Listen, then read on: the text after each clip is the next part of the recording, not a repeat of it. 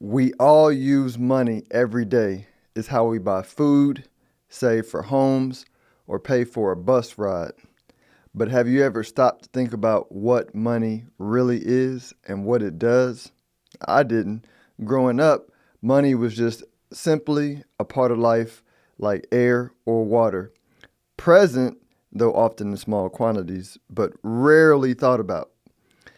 Even after studying finance and beginning to work with investments, the true nature of money remained a mystery to me. It wasn't until the chaos of 2008 that the question really hit me, what is money? And that had me on a decade-long journey of thinking through that. One of the quotes that stuck out to me that I read was one that J.P. Morgan once said. It was, "Gold is money, everything else is credit." And that simple statement holds a deep truth. To understand it, we need to look at money's three core jobs.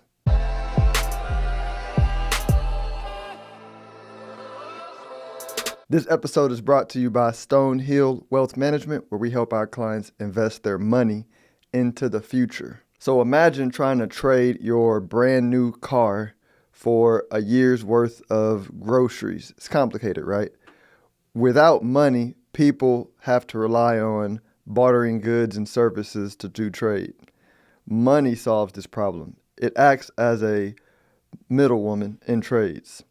Instead of swapping items directly, you use money, which everyone else agrees has value. This makes buying and selling things much faster and easier. Think of it like this. Money is the oil that keeps the gears of our economy running smoothly. This is the top currency layer of money that we typically think of as money. Job number 2 for money, saving for later. Let's say you work hard and earn more than you need right now. You might want to save some for a rainy day or a big purchase down the road. Money allows you to store that value, but here's the catch. Money needs to keep its value over time. If you save money today, it should be able to buy you roughly the same amount of stuff in the future. This is where things get tricky. Sometimes and oftentimes when you're looking at government currencies, the currency layer of money, right? Those government currencies, the value goes down over time. That's evident in what we call inflation, right? So imagine the cost of a house rising from $300,000 today to $1 million in 10 years, or just the past rise in housing prices. I was reading something, you could buy a house like before the 70s for like $7,000, right? An average house, which is crazy, right? But that's what inflation does when it eats away at the value of money.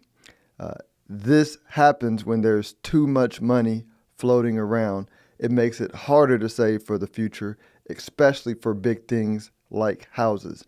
And this is the portion of money that J.P. Morgan was referring to in his gold quote, right? For him, gold, or assets that the governments cannot produce more of, or is hard for them to produce more of, is what rich people call money. And they delineate that from the top layer that's used to trade, because that top layer never holds its value long term throughout the history of top layer currency money.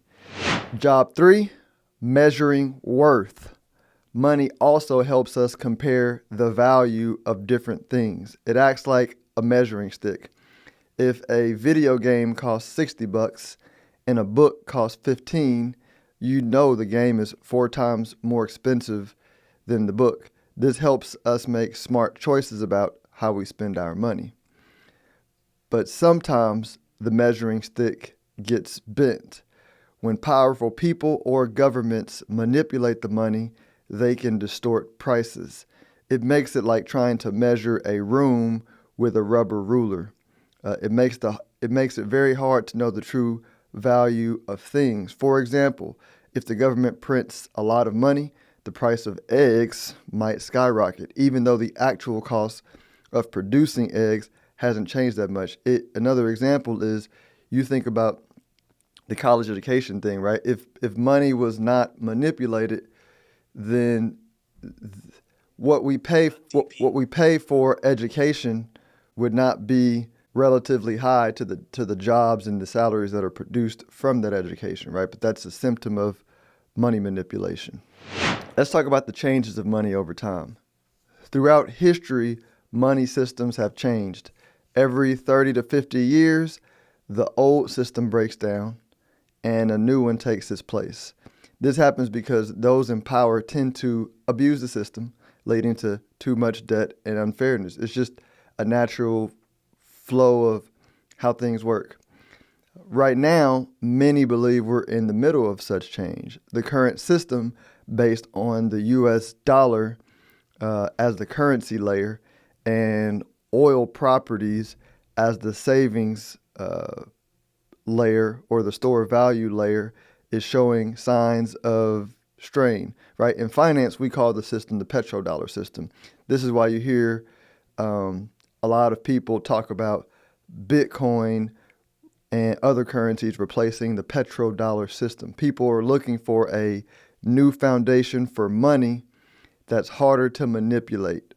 The newer generation of internet entrepreneurs and investors see Bitcoin as the foundational savings layer and the other cryptocurrencies integrated with the dollar as the other layers of money that allow for easy trading. Over the last couple of years, the old financial guard has actually awakened in different stages and jumped on board. That's why you see the BlackRock ETF. You see a lot of the investment banks and market makers moving over to make markets for Bitcoin and companies putting Bitcoin on their balance sheet. The old guard has also pulled the politicians around the world on both sides. You see politicians embracing Bitcoin. I think we have something like over 30 states here locally that want to set up a Bitcoin reserve, right? So slowly people are waking up and realizing, okay, think of money like a software update.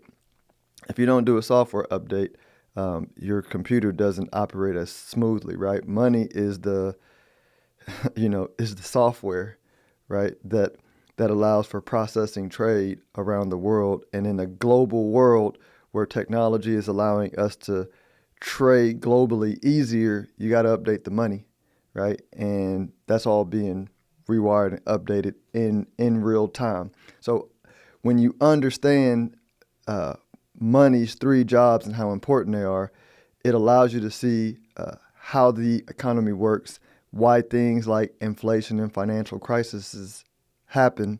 And by understanding these basics, it can help you as an investor make better decisions about your own money, where you save it, and how you want to participate in shaping the future of your world by participating in the trend of the financial world happening. Said a different way, the world's moving forward. Those who don't move with it will financially get left behind. Be sure to make sure you like, subscribe, and hit the notification button if you're watching on YouTube. Be fruitful and go multiply your money. Philip Washington Jr. is a registered investment advisor. Information presented is for educational purposes only and does not intend to make an offer or solicitation for the sale or purchase of any specific securities, investments, or investment strategies. Investments involve risk and, unless otherwise stated, are not guaranteed. Be sure to first consult with a qualified financial advisor and/or tax professional before implementing any strategy discussed herein. Past performance is not indicative of future performance.